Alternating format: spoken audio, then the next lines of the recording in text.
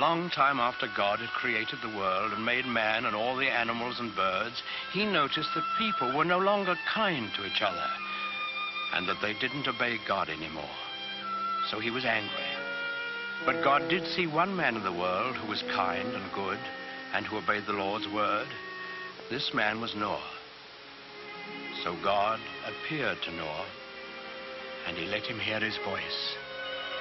And the Lord said, "Behold, I will cause it to rain upon the earth 40 days and 40 nights.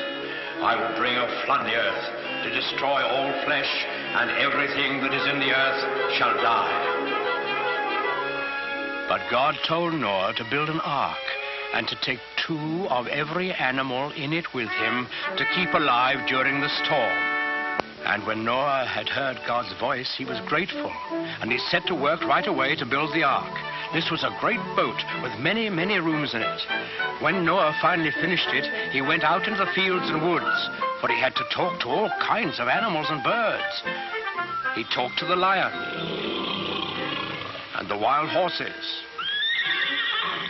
He talked to the pigs in the barnyard and the elephants in the jungle and the cute little kittens in his own house. Noah talked to all the animals on the face of the earth, even to the doves, cooing in their nests.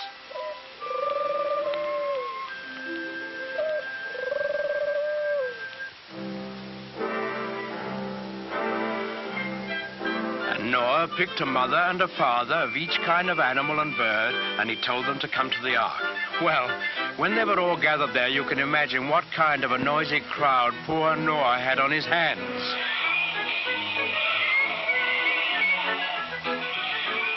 What with lions roaring and pigs squealing and monkeys chattering and hyenas laughing, well, it must have been noisier than a crowd of children on the annual Sunday school excursion. But Noah was wise and gentle, and he understood about animals, so he got them lined up in a long row, 2 by 2, and then he started them up and into the ark through the big door in the side. The bees were the last to go in, because bees have a stinger in their tails, and no animal wanted to get in line behind them. Noah stored food in the boat, and then saw that his wife and his sons and their wives were safely inside.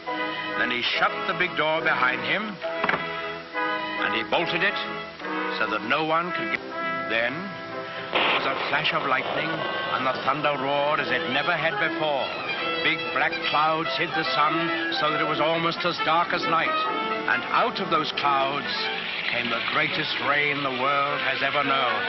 It lasted for 40 days and 40 nights, as God had promised Noah. All the land was covered with water, and not a house or a living thing remained anywhere.